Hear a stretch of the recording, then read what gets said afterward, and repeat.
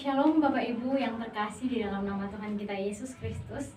Hari ini kita akan sama-sama merenungkan kebenaran firman Tuhan yang terambil di dalam Lukas pasal yang ke-18 ayat 35 sampai 43.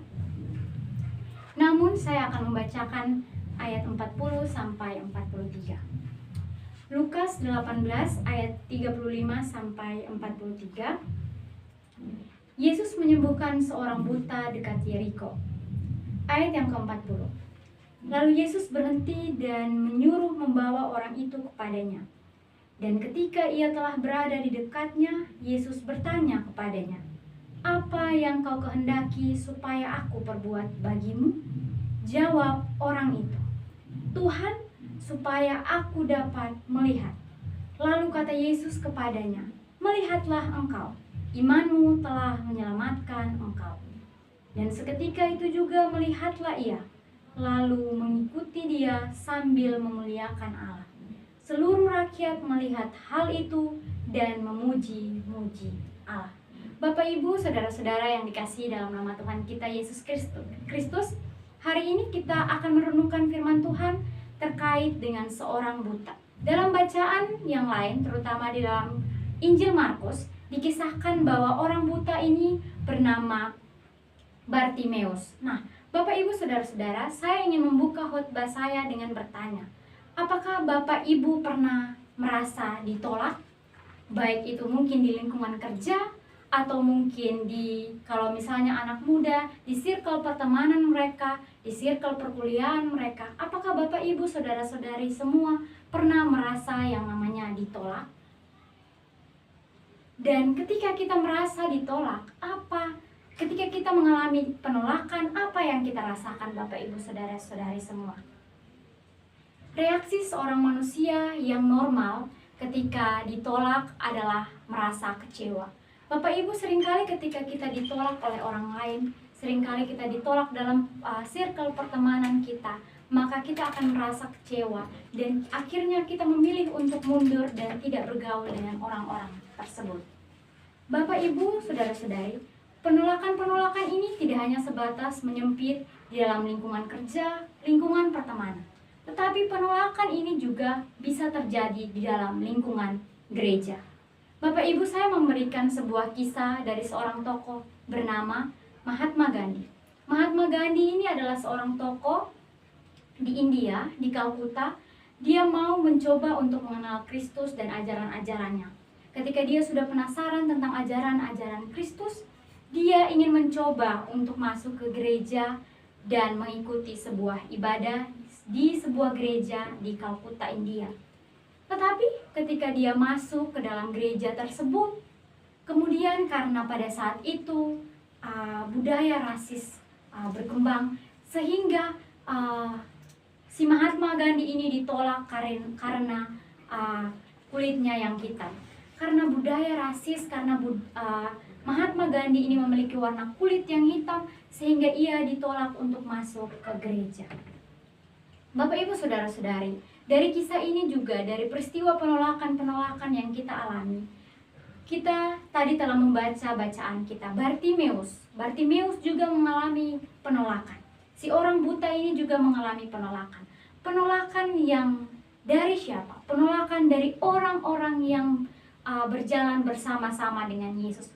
Orang-orang yang selalu bersama-sama dengan Yesus di sebelum-sebelumnya, berjalan bersama Yesus ketika Yesus mengajari pengajaran-pengajarannya, mewartakan apa yang ia ajarkan. Tetapi ketika datang mau masuk ke Yeriko dan diperhadapkan dengan orang buta, justru orang-orang itu menolak orang buta ini.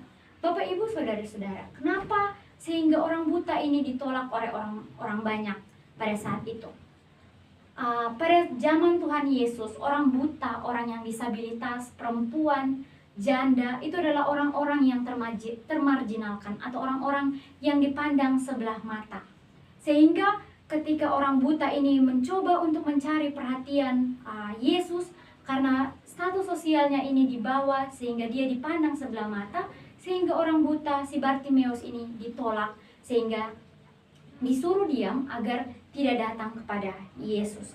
Bapak, Ibu, orang buta ini juga, si Bartimeus juga ini biasanya pada umumnya orang buta ini memiliki pekerjaan yang pantas adalah seorang pengemis. Ya, tadi dalam bacaan kita juga menunjukkan bahwa Bartimeus ini adalah seorang pengemis.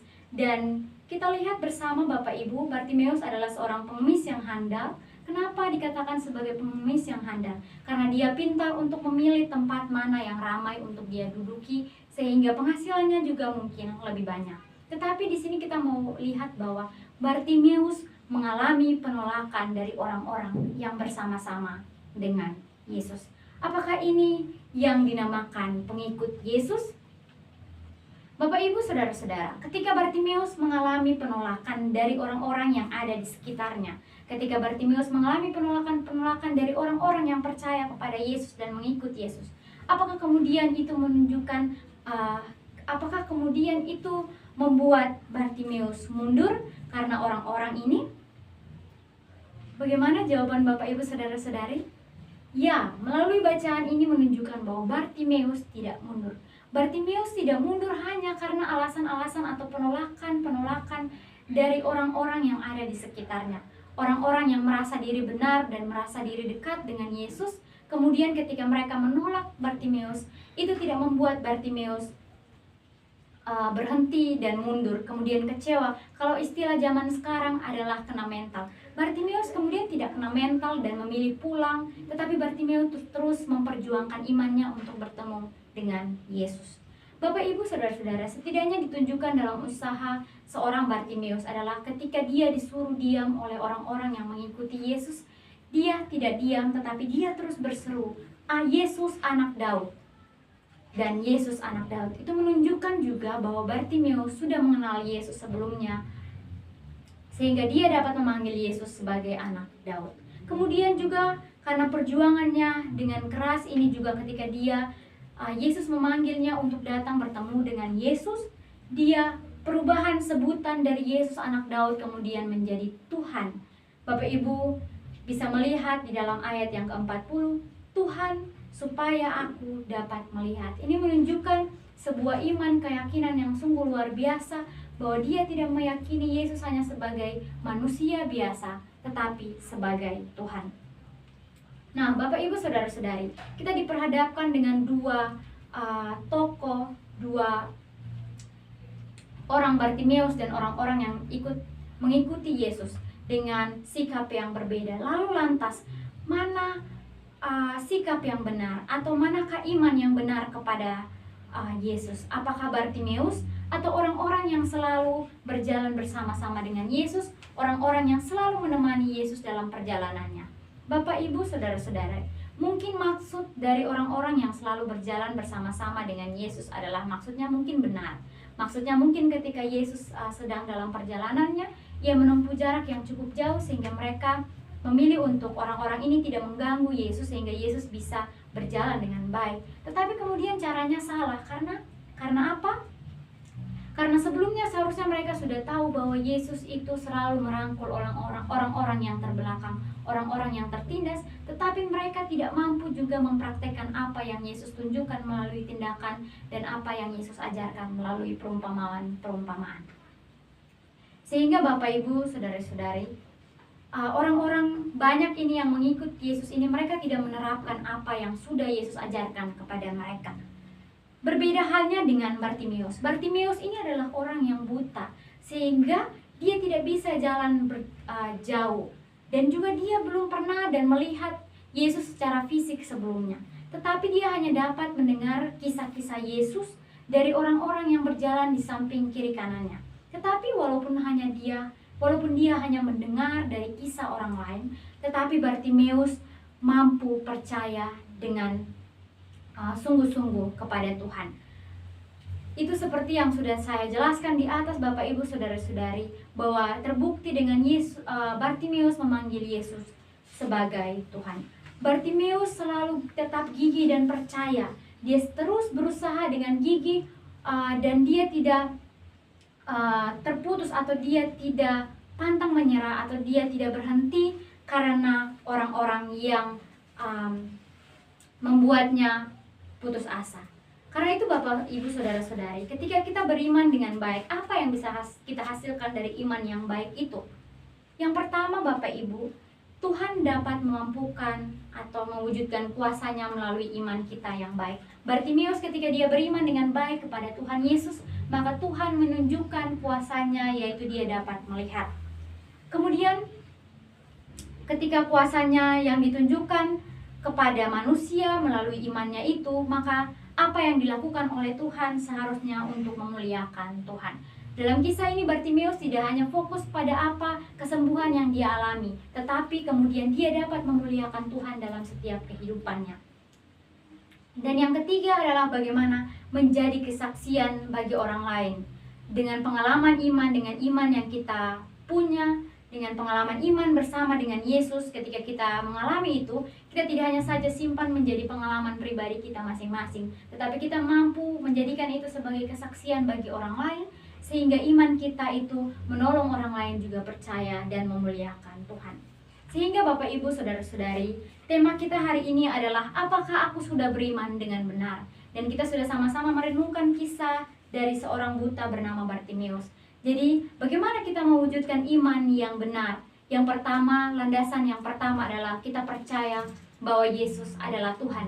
Ketika kita percaya bahwa Yesus adalah Tuhan, maka wujudkanlah iman itu dalam tindakan. Kita tetap teguh dalam iman kita walaupun ada dalam berbagai pencobaan, dan juga iman kita harus diwujudkan kepada orang lain dengan mengasihi dan memperhatikan orang lain. Kemudian juga iman itu pasti berbuah hasil yang baik. Dan ketika hasil yang baik itu dihasilkan, maka seharusnya hasil yang dihasilkan dari iman kita harus memuliakan Tuhan semata. Jadi pusat dari pemberitaan, pusat dari hasil iman itu sama seperti Bartimeus, dia tidak fokus pada matanya yang sembuh, dia tidak fokus pada perubahan status sosialnya, tetapi dia fokus untuk memuliakan Tuhan. Sehingga hasil dari iman kita yang benar hendaklah memuliakan Tuhan. Dan yang terakhir adalah bagaimana menjadi kesaksian bagi orang lain juga, sehingga orang lain juga bisa mengalami pengalaman iman bersama dengan Tuhan, dan juga imannya dapat bertumbuh dengan baik dan benar. Kiranya renungan firman hari ini menolong kita untuk bagaimana kita dapat membentuk iman kita dengan benar kepada Tuhan kita Yesus Kristus. Kiranya Tuhan memberkati kita dengan firman-Nya. Amin.